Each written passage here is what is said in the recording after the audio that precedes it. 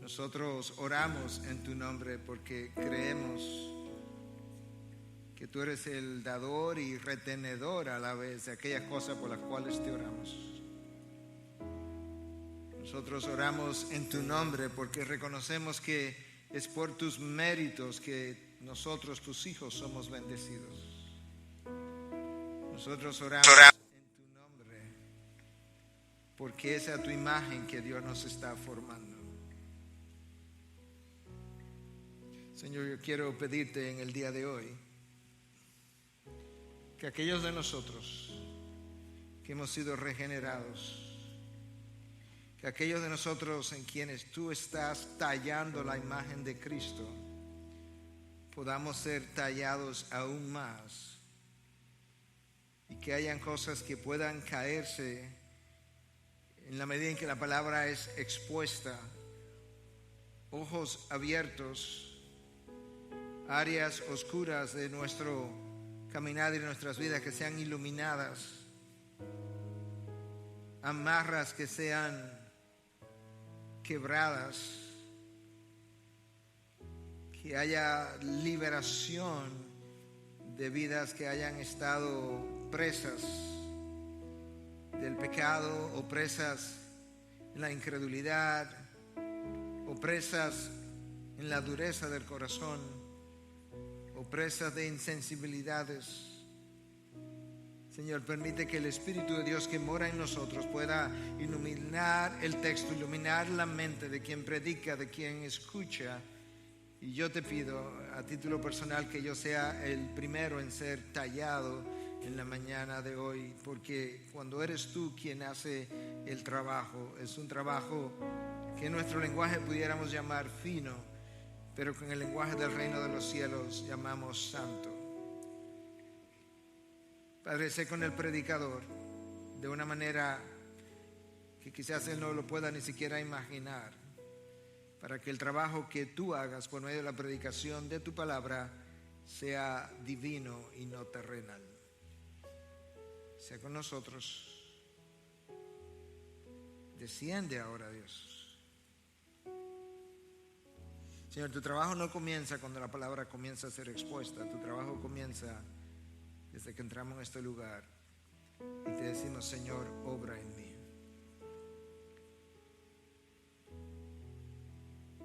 Padre, obra en mí. Desnúdame delante de tu presencia, oh Dios. Escudriña mi corazón.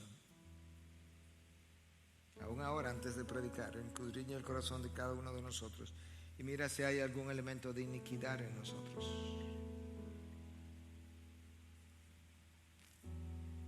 Para que tú lo puedas remover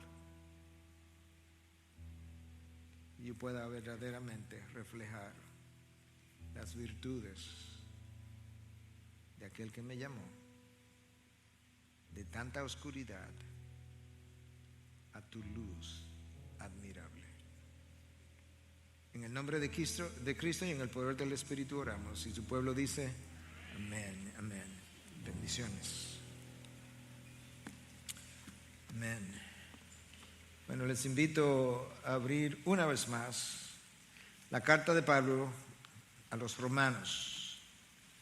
Estamos haciendo una miniserie que surgió porque nuestro hermano Jairo decidió predicar hace un par de domingos atrás un mensaje de los versículos 15 al 17 de este capítulo, y viendo la riqueza teológica del mismo, yo me entusiasmé a predicar un segundo mensaje el domingo pasado llamado No condenación, pero habiendo terminado dicho mensaje y no habiéndome propuesto hasta ese momento continuar en Romanos 8, surgió la idea que ese era un capítulo demasiado denso teológicamente y demasiado rico en no solamente bendiciones y teología, pero en entendimiento de quiénes somos, dónde estamos, cómo debemos ser, cómo debemos caminar, como que no debíamos dejarlo allí. Y esa es la razón por la que en esta mañana yo estoy continuando en este texto de la palabra de Dios. Quizás el capítulo más rico teológicamente en toda la palabra, quizás. Ustedes recordarán que la semana anterior yo mencioné a Warren Wiersbe y decía que en su comentario él habla de que si hay una proclamación de la libertad en toda la Biblia, es aquí que está. Y entonces él en su comentario de nuevo divide el texto y habla de 4 libertades que el cristiano pudiera encontrar descritas en el capítulo 8 de Romanos, y estas son, una vez más, libertad del juicio, versículo 1 al 4, libertad de posibles derrotas o fracasos, versículos 5 al 17, libertad del desánimo, versículo 18 al 30, y libertad del temor, versículo 31 al 39. Yo decía el domingo pasado y les recuerdo hoy que cuando Wiersbe habla de que el cristiano está libre de posibles fracasos, no está refiriéndose al hecho de que el cristiano está libre de caídas o de tropiezos o de consecuencias o desaciertos o de malas decisiones. No se está refiriendo a eso. Él está refiriéndose al hecho de que el cristiano sí está libre, si verdaderamente la morada del Espíritu está en él, de un fracaso último, final, eterno, donde él no vaya a llegar a la presencia de Dios, porque lo cierto es que la fidelidad de Dios es tal que él garantiza nuestra perseverancia. La perseverancia del cristiano se debe a la fidelidad de Dios, que ha hecho posible que su Espíritu pueda morar en mí para ayudarnos a vivir una vida distinta a la vida anterior que tú y yo vivíamos. Yo quiero subrayar, darle color a esa última frase una vez más. La razón por la que el Espíritu de Dios viene a morar en mí es para moldear una imagen que fue dañada y descrita en el libro del Génesis capítulo 3. Esa es la imagen de Dios, la imagen del Hijo, la imagen de Cristo. Y entonces ahora Dios en su fidelidad ha continuado trabajando en mí, pero en la medida en que Él redime esa imagen, Él espera que nuestra vida nueva, ahora que todas las cosas han sido hechas nuevas, nuestra vida nueva luzca diferente a la vida anterior. Y la única forma como eso es posible es por la morada del Espíritu Santo en nosotros. Y por eso yo he titulado el mensaje de hoy, viviendo en el Espíritu o viviendo por el poder del Espíritu. Algo que solamente es posible para el cristiano porque solamente en él mora la tercera persona de la Trinidad. Yo decía, ¿verdad?, que la población mundial pudiera ser dividida en 2 grupos, no más: creyentes y no creyentes. Y el apóstol Pablo nos ayuda en este versículo, en este capítulo 8 de Romanos, nos ayuda a ver cómo lucen esos 2 grupos. Los no creyentes, caracterizados en este texto como que están en la carne, pudieran ser descritos de esa forma. Ellos están en la carne, versículo 8 y 9.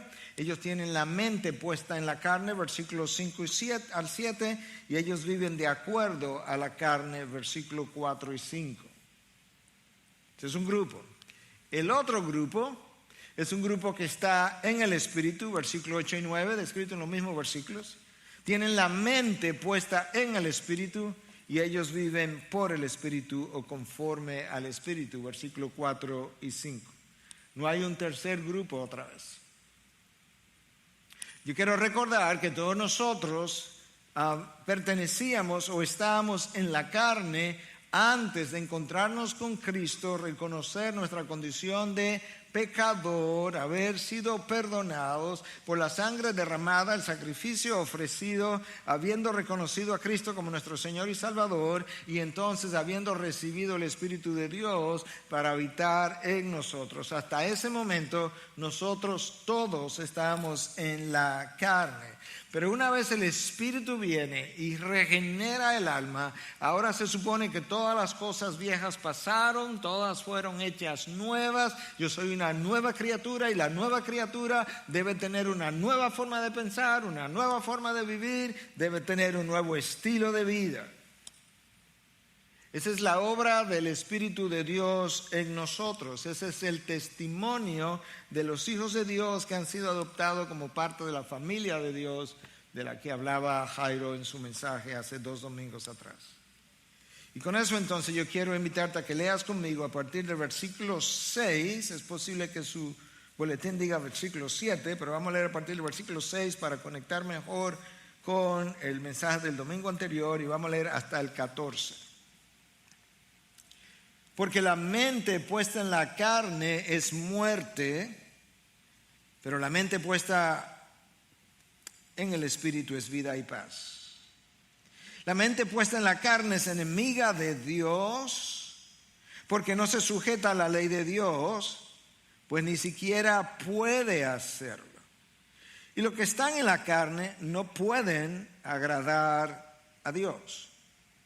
Sin embargo, ustedes no están en la carne, sino en el Espíritu, si en verdad el Espíritu de Dios habita en ustedes. Pero si alguien no tiene el Espíritu de Cristo, es el mismo Espíritu Santo, el Espíritu de Dios, el Espíritu de Cristo, el Espíritu Santo, el Espíritu Eterno, el Espíritu de Gracia, diferentes nombres para el mismo Espíritu. Si alguien no tiene el Espíritu de Cristo, el tal no es de él. Y si Cristo está en ustedes, aunque el cuerpo esté muerto a causa del pecado, sin embargo el Espíritu está vivo a causa de la justicia. Pero si el Espíritu de aquel que resucitó a Jesús de entre los muertos habita entre ustedes, el mismo que resucitó a Cristo Jesús de entre los muertos también dará vida a sus cuerpos mortales por medio de su Espíritu que habita en ustedes.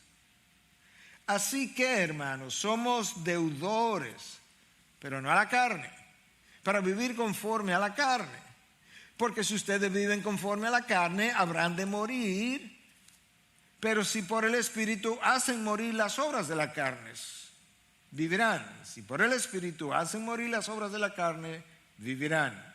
Porque todos los que son guiados por el Espíritu de Dios, los tales son hijos de Dios. Esa es la exposición del apóstol Pablo acerca de la condición de aquellos que están en la carne y aquellos que están en el Espíritu. Yo quisiera tomar ambos grupos por separados y caracterizarlos. La característica número 1 de la mente puesta en la carne es que esa mente está en enemistad con Dios. Versículo 7, primera parte. La mente puesta en la carne es enemiga de Dios.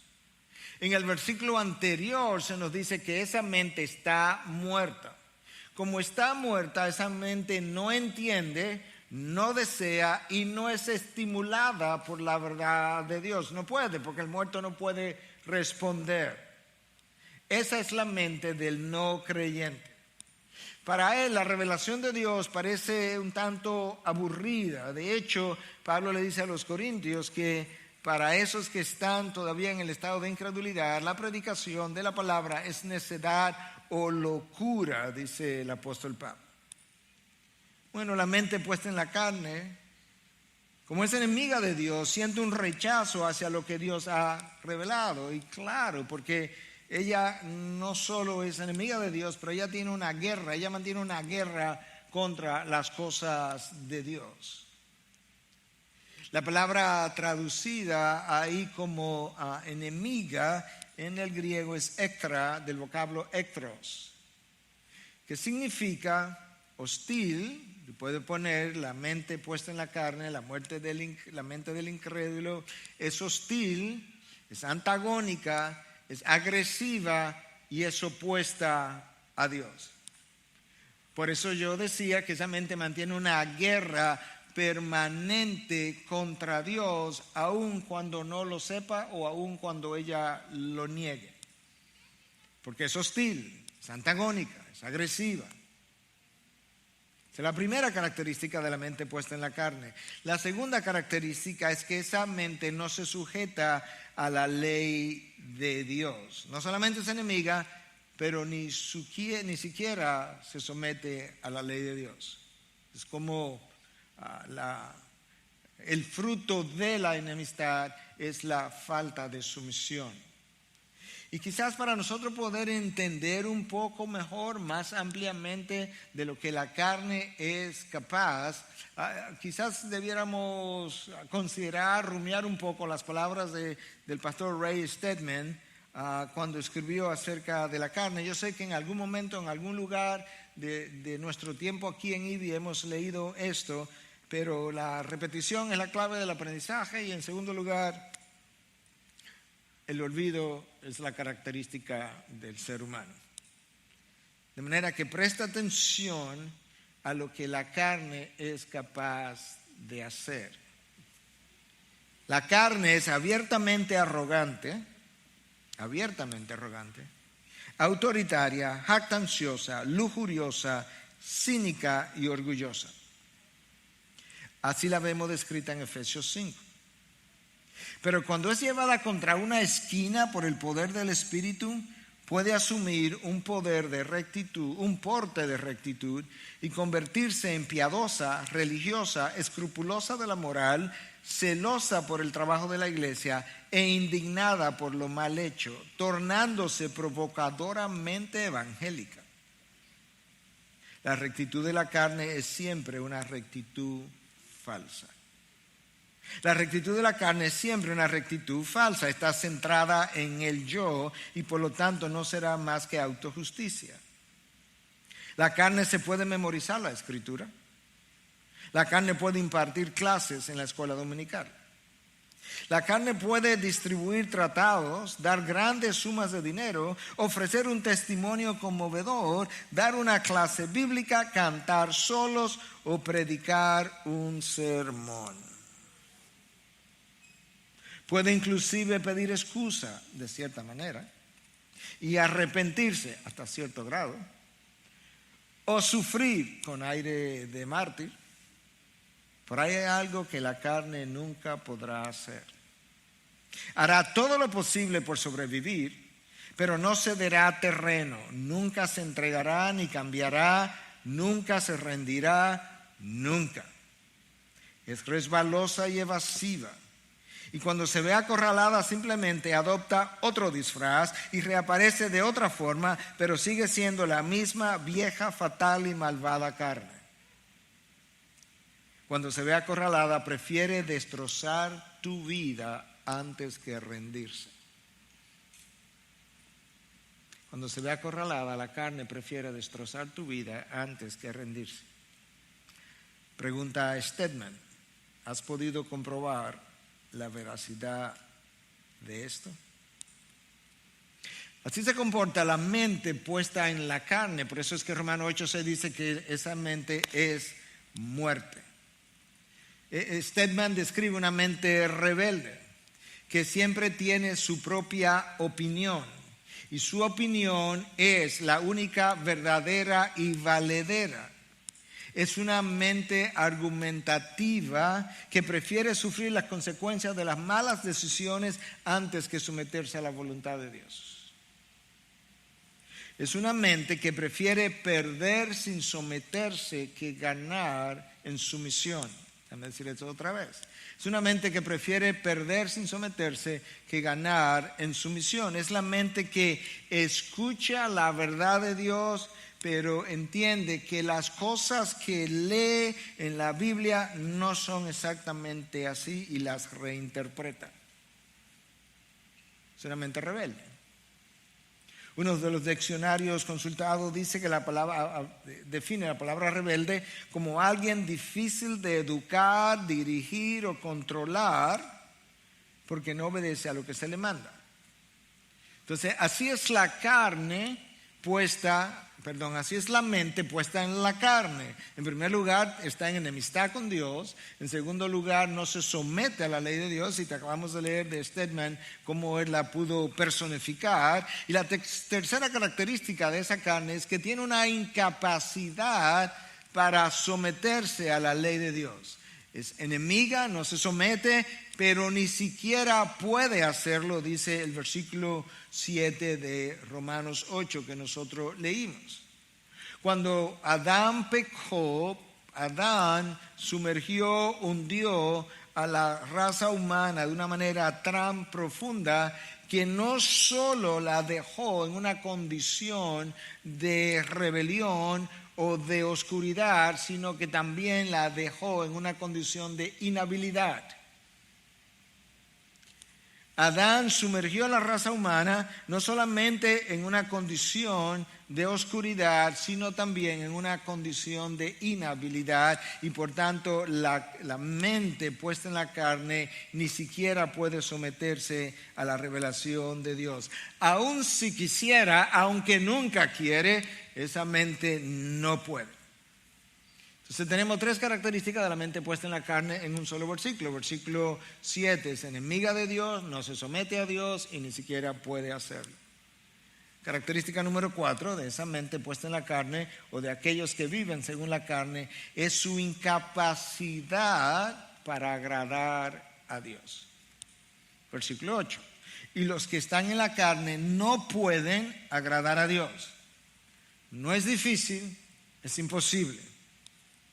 Esa persona puede venir a la iglesia, pero cuando viene a la iglesia él no agrada a Dios porque él viene por las razones equivocadas. Esa persona puede leer la Biblia, pero cuando lee la Biblia frecuentemente no agrada a Dios porque no tiene que ver nada con conocer a Dios, sino muchas veces encontrar textos que permitan justificar su estilo de vida.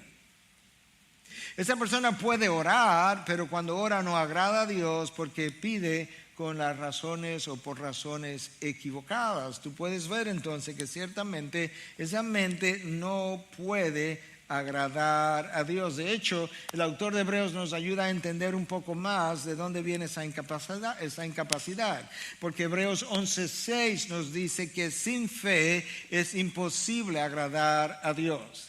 Bueno, resulta que la mente puesta en la carne es la mente del incrédulo. Y la mente del incrédulo no cree. Y si sin fe es imposible agradar a Dios, pues obviamente el incrédulo en su falta de fe no tiene la capacidad para agradar a dicho Dios. El requisito número 1 para agradar a Dios es que yo haya creído en Él. Y luego entonces, para agradar a Dios, habiendo puesto mi fe en Él, yo necesito vivir para la gloria de Dios.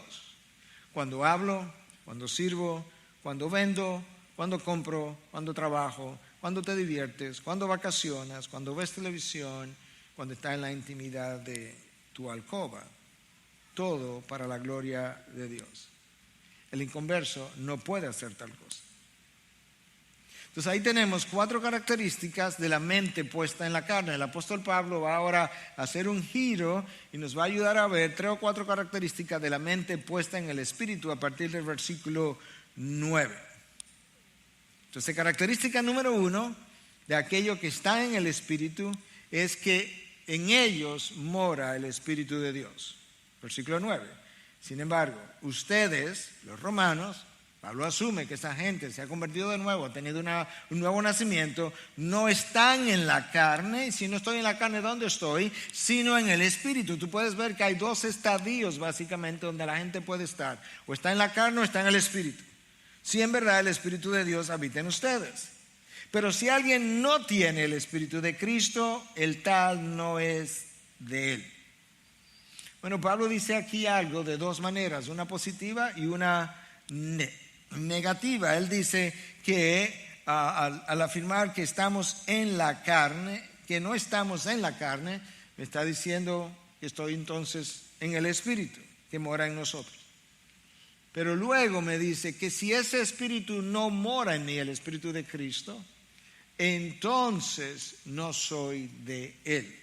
Lo que me dice de una forma positiva me lo reafirma de una manera negativa.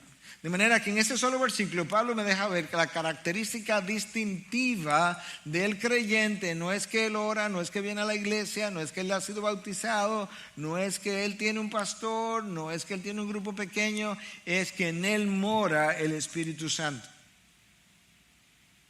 Ahora, obviamente, tú no puedes ver la morada del Espíritu Santo. Tú no puedes decirle a alguien, como yo ilustraba esta mañana: hola, mi nombre es Miguel. ¿Cuál es tu nombre? José. Gracias, José. Oye, qué bueno que en ti mora el Espíritu Santo. Yo lo puedo ver.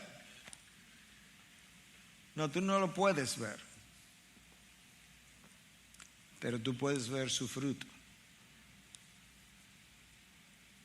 Aquellos de nosotros que no sabemos mucho de árboles, posiblemente vemos un árbol de mango, de manzana o de pera o algo que no nos sea muy familiar y difícilmente podamos decir, oh wow, mira, si no hay frutos en el árbol, es un árbol de aguacate.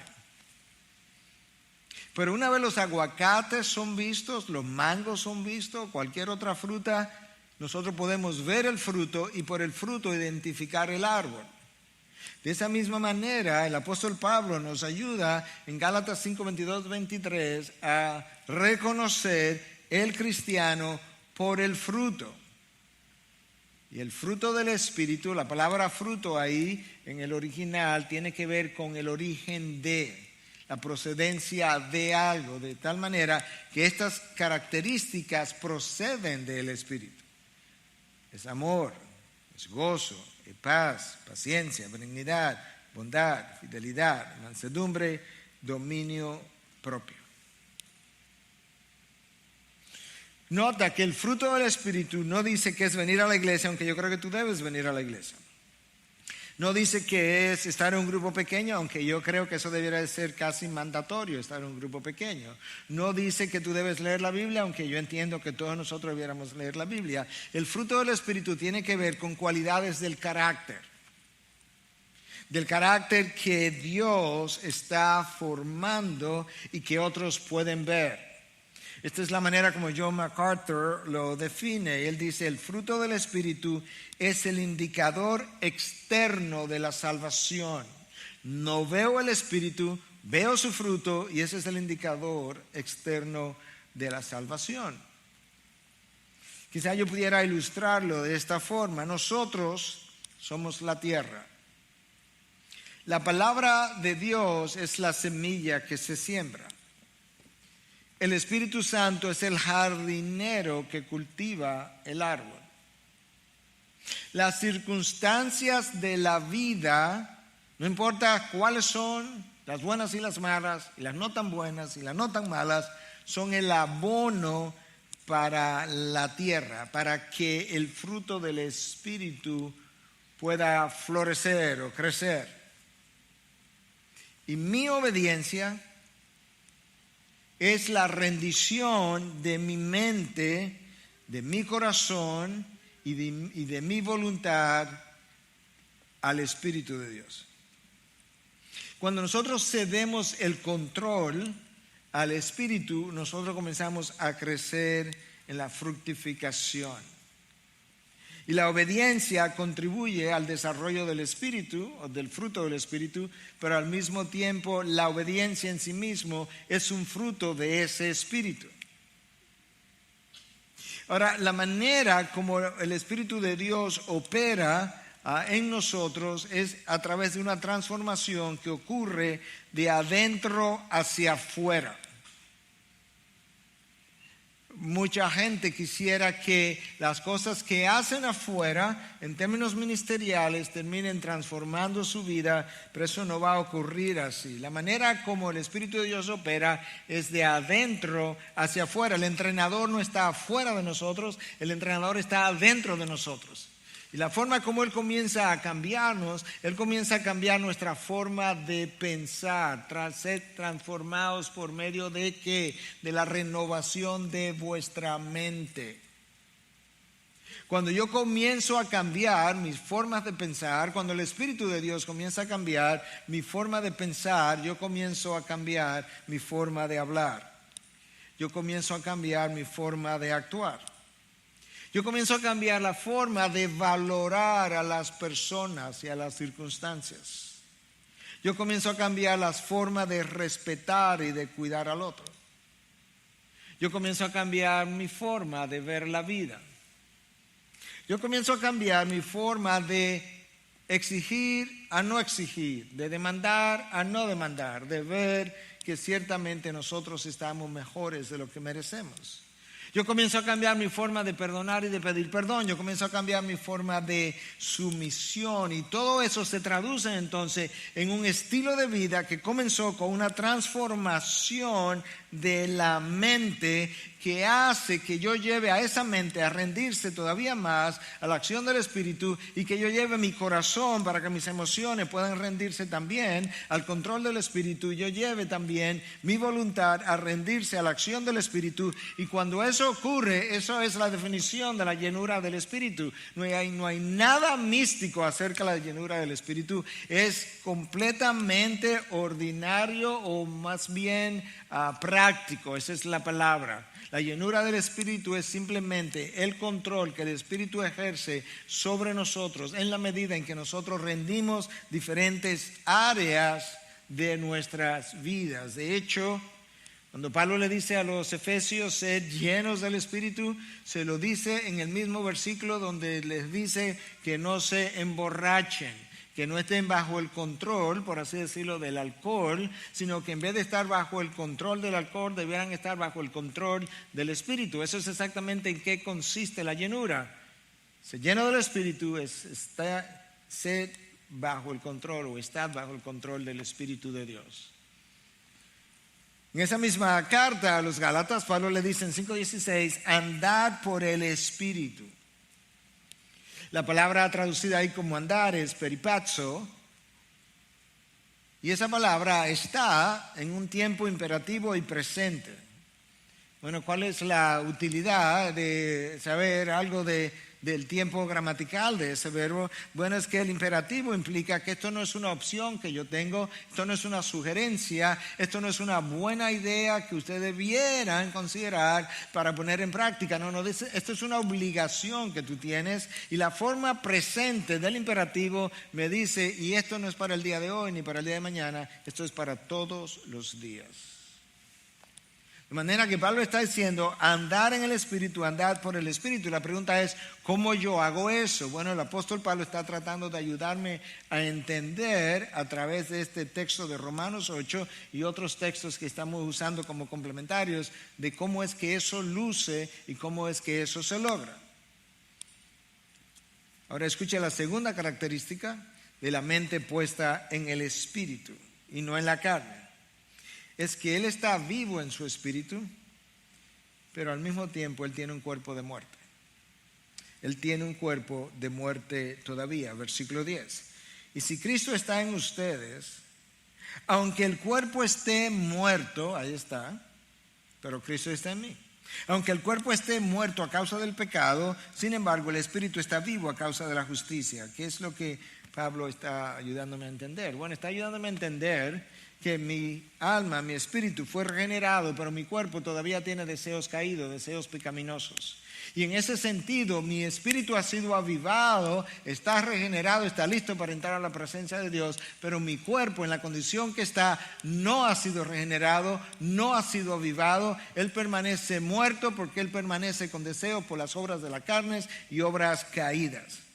Por eso es que Pablo dice en Romanos 7, yo veo esta dicotomía, esta lucha en mi hombre interior, yo me deleito en la ley de Dios, pero yo veo al mismo tiempo otra ley, la ley del pecado. Recuerden que hablamos la semana pasada que para Pablo la ley del pecado es en esencia el poder o la autoridad que el pecado ejerce sobre nosotros. Y yo veo eso, dice Pablo, en los miembros de mi cuerpo que batallan contra los deseos de mi alma, de mi mente. Hace guerra contra la ley del Espíritu en mi mente. La ley del Espíritu es el poder, autoridad que el Espíritu ejerce sobre nosotros. Y Pablo trata de explicar eso en un versículo que yo he usado aquí múltiples veces, lo voy a usar una vez más, porque de nuevo la repetición es la clave del aprendizaje y porque la conclusión de este versículo es vital que yo la pueda recordar. Es Gálatas 5:17, cuando nos dice que el deseo de la carne es contra el espíritu y el del espíritu es contra la carne, pues estos se oponen al uno al otro. La carne tiene deseos, el Espíritu de Dios tiene deseos, Él mora en mí, la carne se opone a los deseos del Espíritu Santo, el Espíritu Santo tiene deseos para conmigo y se opone a los deseos de la carne. Escucha ahora, de manera que, de la conclusión, ustedes no pueden hacer lo que desean. Tú quieres entender por qué no puede hacer lo que desea, es que tiene una carne demasiado poderosa todavía que se opone al poder del Espíritu. Ahora recuerda, el poder del Espíritu es infinito. No puede ser que la carne termine venciendo al poder del Espíritu. Pastor, ¿y para dónde usted va? Para allá vamos. Vamos al paso. Déjame decirte primero cuál es el problema de la carne. La carne no puede ser cambiada de este lado de la gloria. El apóstol Pablo me dice que cuando yo muero, el cuerpo que yo tengo es enterrado en corrupción, pero se levanta en incorrupción. Se entierra un cuerpo corruptible, se levanta uno, se entierra un cuerpo corruptible, se levanta uno incorruptible. Ya tú comienzas a ver cuándo es que el cuerpo va a cambiar. Que ese cuerpo es enterrado en debilidad, pero se levanta uno en poder. Que ese cuerpo es enterrado como mortal, pero se levanta un cuerpo espiritual. Es ahí cuando el cuerpo va a comenzar a cambiar. Mientras tanto, la carne no puede ser cambiada. Número 2, la carne no puede ser regenerada, el espíritu sí. Número 3, la carne no puede ser enseñada a complacer a Dios porque la carne obedece a impulsos. A impulsos que incluso tienen que ver muchas veces con hormonas y neurotransmisores y una serie de cosas. Tú puedes curar a un hombre de lujuria y eso es un pecado. Y voy a usar una palabra médica de manera que no se ruboricen. Si tú lo castras, tú lo curas de su lujuria. Tú puedes ver que nuestra vida de pecado y la ley del pecado que muere en nuestros miembros está atada a este cuerpo caído. Entonces la carne no puede ser regenerada, la carne no puede ser enseñada porque responde a impulsos. Entonces, ¿qué yo hago con la carne? Porque no puede ser que no haya esperanza. Bueno, el apóstol Pablo, yo decía esta mañana, lo bueno de la palabra es que la pregunta que surge en un libro me la contestan en otro, en una carta me la contestan en otra. El apóstol Pablo de una manera muy clara nos deja ver qué él hizo con la carne cuando le escribió a los Corintios, 1 Corintios 9:27, él dice, yo golpeo mi cuerpo y lo hago mi esclavo, no sea que habiendo predicado a otros, yo mismo sea descalificado. Una vez más, tú no te imaginas al apóstol Pablo dándose latigazo en la mañana, 39 latigazos todos los días. No, entonces ¿de qué es que Pablo está hablando? Pablo está diciendo, yo estoy disciplinando mi carne. Yo la golpeo y la hago mi esclava. En otras palabras, la carne no me va a decir a mí lo que yo voy a hacer, yo le voy a decir a la carne lo que ella tiene que hacer. Eso es lo que Pablo está diciendo. Pero Pablo dice, ¿sabe por qué yo he llegado a esa conclusión y por qué lo estoy haciendo? Porque puede ser que habiéndole predicado a otro, yo termine siendo descalificado. Y yo no puedo permitir que la carne me destituya de la posición que Dios me dio.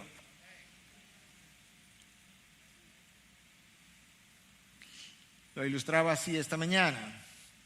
La carne puede querer dormir 12 horas al día, pero yo no le puedo permitir a la carne que desperdicie 12 horas al día de esa forma. Pastor, 12 es mucho, pero 10 no es tanto. En serio. Y 8, bueno, ya nos estamos acercando. Pero recuérdate que si duermes 8 horas al día, cuando tú tengas 60 años, la tercera parte te la has pasado durmiendo. ¿O no? Entonces la carne, yo puedo disciplinarla y yo puedo restringirla, yo no puedo hacer otra cosa. El ayuno, que tanto se dice que cómo es que contribuye, que para qué sirve, uno de los beneficios del ayuno es que contribuye a disciplinar la carne indisciplinada. Pero hay otros tipos de ayunos que también contribuyen a decirle a la carne, no vas a tener todos los deseos que tú quieres. Yo puedo ayunar de las redes sociales. Yo puedo ayunar de páginas de internet. Yo puedo ayunar de de FaceTime, yo puedo ayunar de Zoom, yo puedo ayunar de televisión, yo puedo ayunar de películas, todas las cuales pudieran estar alimentando mi carne. Y si yo no ayuno la carne, pues la carne se va a empoderar hasta el punto que parecería como que es más poderosa que el espíritu que mora en nosotros. Cuando tú tienes esa lucha, tú entiendes mejor entonces por qué en la lista del fruto del Espíritu es tan esencial el dominio propio, porque es el dominio propio que le dice a la carne y no lo va a tener. Y eso es un fruto del Espíritu. Hermano, la carne no tiene principios morales. La moralidad la tiene tu mente, tu corazón, tu alma, tu espíritu. De manera que en la carne yo no puedo confiar. En el versículo 11 el apóstol Pablo nos ayuda a ver que va a llegar un tiempo donde ese cuerpo será distinto. Versículo 11, pero si el espíritu de aquel que resucitó a Jesús de entre los muertos habita en ustedes, el mismo que resucitó a Cristo de entre los muertos también dará vida a sus cuerpos mortales. Nota como Pablo le llama, cuerpos mortales, eso es lo que yo tengo ahora, por medio de su espíritu que habita en ustedes. El espíritu que le dio vida a mi espíritu cuando estaba muerto en delitos y pecados es el mismo espíritu que le va a dar vida a mi cuerpo cuando haya sido enterrado y esté muerto. Él le dará vida y entonces ese cuerpo mortal se resucitará en uno espiritual que ya no tendrá los deseos caídos que mi cuerpo sí tiene hoy en día. Característica número 3 de la persona que vive en el Espíritu, él es un deudor. Él le debe algo a alguien. No, él le debe mucho a alguien. Pero escucha como Pablo lo dice. Versículo 12. Así que, hermanos, somos deudores. Somos deudores, ¿no? Claramente. Oye lo que Pablo dice ahora. Pero no a la carne, para vivir conforme a la carne. La inferencia es, dado todo lo anterior que hemos dicho y lo que sigue, es que somos deudores, pero del Espíritu. Al Espíritu es a quien yo le debo que cuando yo estaba muerto en delitos y pecados, Él me sacara de la mortandad y me llevara a la vida. Al Espíritu es que yo le debo el hecho que hubo una vez que que no me podía someter a la ley de Dios y era enemigo de Dios, y que ahora yo pueda amar la ley de Dios y que ahora yo pueda obedecer la ley de Dios. Yo le debo eso al Espíritu. Al Espíritu yo le debo el hecho de que ahora yo puedo agradar a Dios cuando antes yo ni siquiera podía agradar a Dios. El Espíritu fue que creó fe en mí para creer. A ese mismo Espíritu yo le debo el hecho de que hoy yo puedo lucir más como Cristo y menos como el Miguel que yo era años atrás. Entonces Pablo dice, nosotros somos deudores, pero no a la carne. Es como para que nosotros vivamos conforme a la carne. En otras palabras, ¿cómo te deleitas? ¿Cómo decides deleitar a la carne como si tú le debieras algo a la carne? No, tú no eres deudor de la carne, tú eres deudor del Espíritu. Y la razón por la que no somos deudores de la carne es que la carne nunca ha hecho nada bueno por ti. ¿Sabes qué? Lo único que la carne ha hecho es malo por ti, moralmente hablando. ¿Y dónde está eso? En Romanos, capítulo 7, versículo 18. Porque yo sé que en mí, es decir, en mi carne, no habita nada bueno. ¿Tú sabes lo que significa la palabra nada en griego? Nada. Absolutamente nada bueno hay en mi carne. Yo no estoy diciendo con esto que el cuerpo es malo, Dios lo creó. Lo que estoy diciendo es que los deseos remanentes de un cuerpo no glorificado permanecen allí y son capaces de tumbar al más grande de los hijos de Dios. Incluso Pablo dice en Romanos 7:18, porque el querer está presente en mí, pero el hacer el bien no. En otras palabras, yo no tengo en mí mismo, en lo que Pablo es por sí solo, la habilidad de hacer el bien. La habilidad de hacer el bien es externa, o si tú quieres no usar la palabra externa, independiente de mí. Entonces, ¿dónde está la habilidad para hacer el bien? Está en el Espíritu que mora en mí, pero no en mí. Por eso es que Pablo dice, la vida que yo vivo hoy no la vivo yo, sino Cristo en mí. ¿Y cómo la vive Cristo en mí? A través del Espíritu que mora en mí. Es una habilidad que yo no tengo. Por eso Pablo dice, tú eres deudor, pero no a la carne, por favor. Considera a quien que tú le debes favores, por así decirlo, agradecimiento, rendición, adoración. ¿Sabes a quién le debe? Al Espíritu de Cristo, pero no a la carne. Si te vas a rendir, ríndete al Espíritu, pero no a la carne. Versículo 13. Este versículo es interesante porque este versículo presenta dos muertes. Escucha. Porque si ustedes viven conforme a la carne, habrán de morir. Sí, claro. Porque si vivo conforme a la carne, eso implica que yo no soy creyente. Si yo no soy creyente, voy a morir físicamente y voy a morir en la condenación eterna. Por tanto, si vivo conforme a la carne, yo voy a morir. Pablo afirma eso. De hecho, en 8:6, Pablo dice que la mente puesta en la carne es muerte. La mente está muerta, no responde a la ley de Dios, a los deseos de Dios, a la revelación de Dios, no le interesa.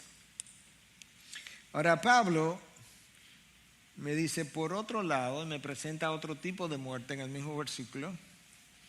Me dice, pero si viven por el Espíritu, hacen morir las obras de la carne. Ahí está la otra muerte.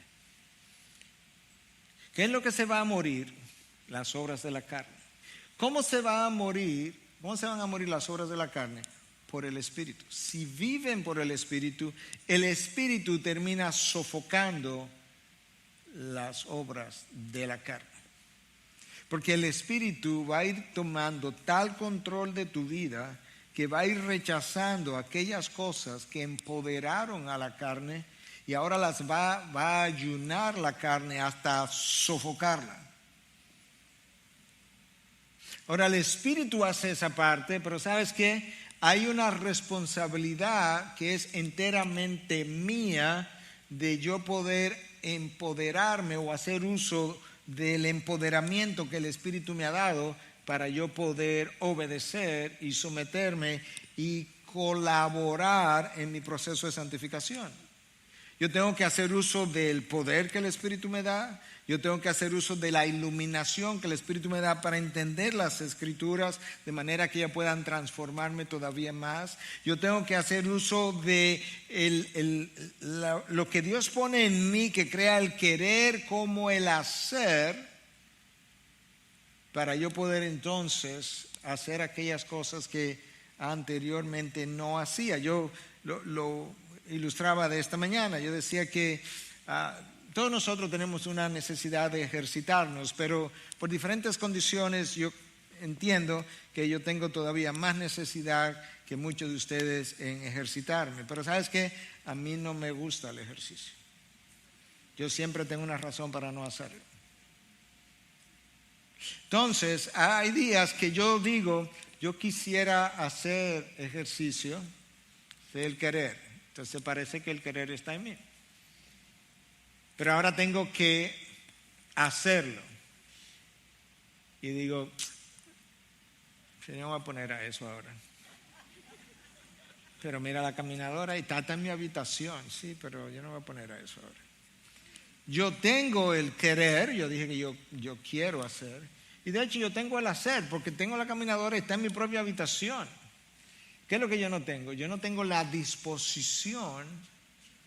Teniendo el querer y teniendo el hacer, yo no tengo la disposición para poner en marcha el querer y el hacer.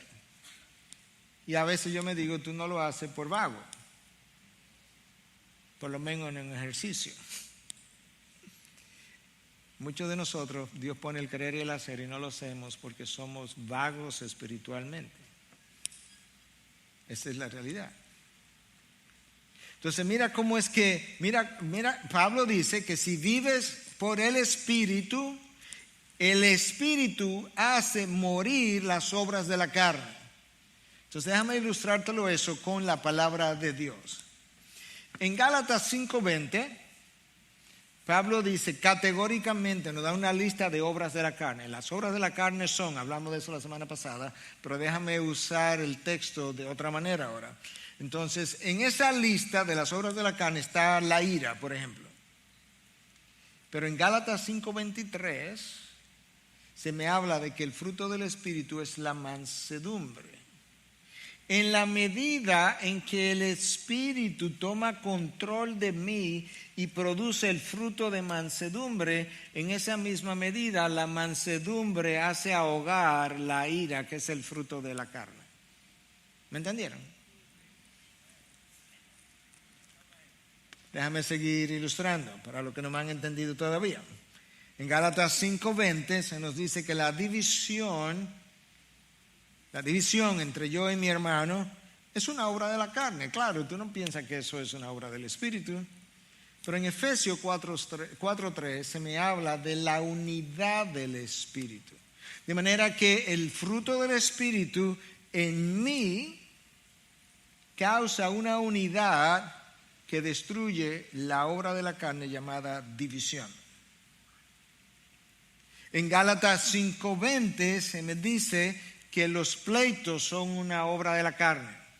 Yo creo que eso está claro, que nadie se le ocurriría decir, no, los pleitos vienen del Espíritu Santo. No, son una obra de la carne, eso en 5:20. Pero en Gálatas 5:22 se me dice que la paciencia, ¿verdad? Que es lenta para la ira, que no se incomoda, que evita los pleitos, es un fruto del Espíritu. De manera que el fruto del Espíritu desarrolla paciencia en mí y la paciencia termina ayunando y ahogando los pleitos. En Gálatas 5:20 se me dice que las rivalidades son fruto de la carne. En Gálatas 5:22 me dice que el fruto del Espíritu es amor, gozo, paz. Entonces la paz que el fruto produce en mí evita mis rivalidades. En Gálatas 5:20 se nos dice que la inmoralidad, la sensualidad, las borracheras y las orgías son frutos de la carne. Esas son como obvias. Pero luego en 5:22 se me dice que el fruto del Espíritu es dominio propio, y es el dominio propio que le pone freno a la inmoralidad, a la sensualidad, a las borracheras y a las orgías. Tú puedes ver por qué Pablo dice que el fruto de, si tú vives por el Espíritu tú haces morir las obras de la carne. Es que el uno sofoca el otro y las obras de la carne van pereciendo. Ahora esta es la conclusión de Pablo ahora, versículo 14, y en esa misma medida comenzamos a abocarnos a nuestra conclusión. Porque todos los que son guiados por el Espíritu de Dios, los tales son hijos de Dios. Vamos a decirlo al revés ahora. Los que son hijos de Dios son guiados por el Espíritu de Dios. ¿Cuántos? ¿Quiénes? Todos. Ok, entonces vamos a asumir que todo el que está aquí esta mañana es hijo de Dios. Posiblemente no, pero vamos a asumirlo. Eso implica que aquí no hay una sola persona que no esté siendo guiada por el Espíritu. Y sin embargo, yo creo que si entrevistamos a cada persona, nosotros podemos escuchar en privado a muchos decir, cuando yo hice esto, ya sea ayer, la semana pasada, anoche, el viernes en la noche, yo no estaba siendo guiado por el Espíritu. Dios dice, eso no es verdad. Claro que tú estabas siendo guiado por el Espíritu. Porque el Espíritu no entra y sale de ti. Y el Espíritu no es algo que se duerme cuando está cansado y deja de guiar. Él te guía todo el tiempo. Entonces, ¿qué fue lo que pasó? ¿Qué es lo que nos ha pasado cuando eso ha ocurrido? Bueno, yo he ignorado la guía del Espíritu. Yo he ignorado los impulsos del Espíritu. Yo he ignorado los frenos del Espíritu. Yo he ignorado la sabiduría del Espíritu. Yo he ignorado los recordatorios del Espíritu. Hermanos, en medio de tu pecado, no me digas que no, porque yo no creo que yo soy extraterrestre. El Espíritu nos recuerda en ocasiones, esto está mal, esto no es de mí, esto no es algo que debieras hacer, esto no es algo que corresponde a lo que es la santidad mía. Ignoramos las advertencias del Espíritu. El Espíritu nos trae a la memoria consecuencias que son parte de sus advertencias y las ignoramos también. Y terminamos negando el poder del Espíritu en nosotros.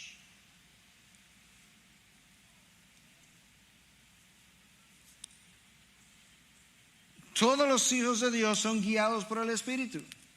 ¿Cuál es la razón? Porque Dios quiere la imagen de Él limpia. Y todo lo que la caída causó fue un manchar la imagen, y todo lo que el Espíritu está tratando de hacer es quitarle cada mancha a la imagen de Dios. Y literalmente el proceso de santificación no es otra cosa que limpiar la imagen que Adán y Eva ensuciaron, para que lo que quede sea la imagen que Adán tenía cuando Dios lo creó, con la diferencia que al ser glorificado habrá una imagen todavía mejorada, porque esa imagen no querrá pecar, ni deseará pecar, ni iría a pecar. Ahora, déjame cerrar con esta cita para que puedas entender mejor por qué nosotros somos deudores, no de la carne, sino del Espíritu. Nosotros somos deudores del Espíritu. Nosotros tenemos que vivir agradecidos de Dios por su gracia. Escucha esta cita de Oswald Chambers. Tienen que escucharla con detenimiento, porque al principio quizás no la vaya entendiendo, pero quizás al final pueda comprenderla un poco mejor. Escucha. Él está pensando en alguien que es un inconverso, en quien Dios ha comenzado a trabajar. Una vez que la conciencia comienza a ser despertada, es despertada cada vez más hasta que produce la convicción terrible de que soy responsable ante Dios por quebrantar su ley. Yo sé que Dios no puede perdonarme y seguir siendo Dios, pasarlo por alto simplemente, sin requisito alguno. Si Él lo hiciera, yo tendría un sentido de justicia superior a Él. No hay nada en mi espíritu que me pueda liberar del pecado. No tengo poder. Yo estoy vendido al pecado. La convicción de pecado lleva a este hombre a una condición de desesperanza y de impotencia. Hasta que llegue allí, la cruz de Cristo no tiene sentido para él. Es por la misericordia de Dios que un hombre, escucha esta parte, es por la misericordia de Dios que un hombre no tiene convicción de pecado hasta que no nace de nuevo. La convicción del pecado llega después que el Espíritu me ha regenerado, ya yo nací de nuevo. Somos convencidos de pecado para poder nacer de nuevo. Entonces el Espíritu Santo nos convence de pecado. Si Dios nos diera convicción de pecado separado del conocimiento de su redención, nos volveríamos locos. Eso es exactamente la experiencia de Martín Lutero. Martín Lutero tenía una conciencia hipersensible hacia el pecado, no podía estar tranquilo. Recuerden aquella famosa frase cuando alguien le preguntó: Martín, ¿tú amas a Dios? Y él dice: que ame a Dios, a veces yo le odio. Porque él veía a Dios como un juez continuo acusándolo. ¿Por qué? Porque Martín Lutero tenía convicción de pecado separado del conocimiento de la redención de Dios por gracia en la cruz en Cristo Jesús.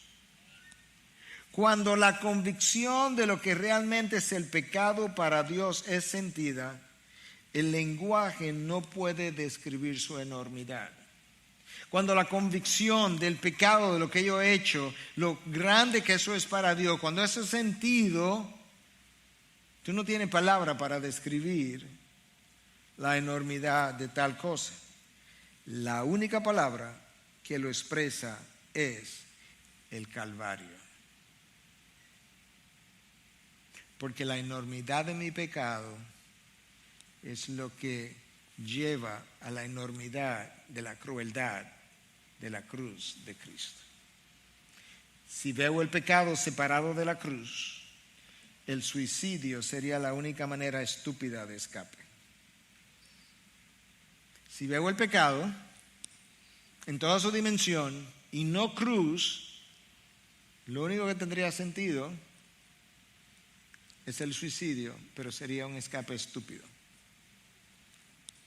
Esa es la razón por la que el apóstol Pablo, entendiendo esta lucha del cuerpo y del cuerpo caído y este cuerpo de muerte, él dice en Romanos 7:24, ¿quién me librará de este cuerpo de muerte? Este cuerpo que tiene todos estos deseos todavía, pero inmediatamente después él exclama, gracias a Dios por Jesucristo Señor nuestro, gracias por su sacrificio sustitutivo, gracias por su sangre que me lavó de pecado, gracias por la gracia que me invita a venir a Él, gracias por el Espíritu que Él y el Padre enviaron para venir a morar a mí y permitirme ser nacido de nuevo y vivir una nueva vida y ser sin poder alabar a Dios y agradar a Dios y adorar a Dios y seguir a Dios. Y gracias a Dios que todo esto procede de Él, que Dios estaba en Cristo reconciliando al mundo consigo mismo, y por eso Dios no contó contra nosotros nuestras transgresiones, sino que nos perdonó y nos dio reconciliación, y ahora nos ha dado a nosotros la palabra de la reconciliación para que nosotros podamos contribuir a reconciliar a enemigos de Dios con Dios por medio de la misma palabra y el mismo sacrificio con el que tú y yo fuimos reconciliados. Gracias a nuestro Dios por su enorme gracia, porque sin Él ni tú ni yo tuviéramos esperanza. Pero Él nos dio su Espíritu de poder infinito para hacer morir las obras de la carne, y nos dio su palabra, y Él espera que con el poder que Él me ha dado y la sabiduría de su palabra yo pueda hacer morir las obras de la carne en mi vida, para que yo pueda ser un deudor del Espíritu y no de la carne, como en efecto lo soy, pero pueda vivir en consonancia con esa deuda que yo tengo con la gracia del Espíritu. Padre, gracias.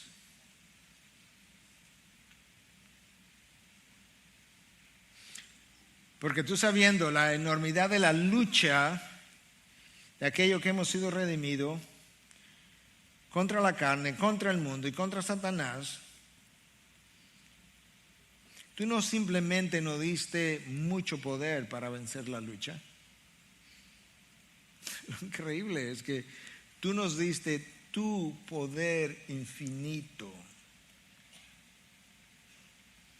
y lo pusiste dentro de nosotros para que yo pueda vencer toda oposición, toda resistencia, toda tentación.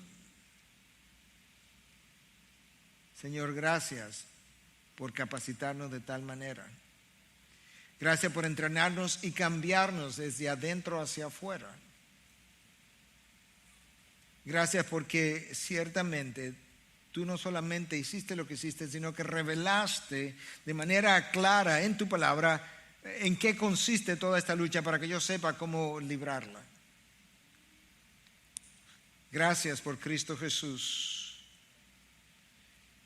quien por el gozo puesto delante de Él sufrió la cruz. Señor, ayúdame a recordar que yo soy deudor de tu Espíritu.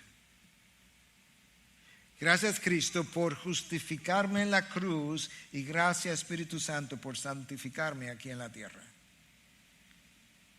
Todo esto es de ti y para ti. Gracias por tu gracia, que es más grande que todo pecado, más poderosa que toda debilidad en mí. Ayúdame a cantar y a celebrar y a mostrar y a vivir por dicha gracia. En el nombre de Cristo te lo pedimos. Y su pueblo dice, amén.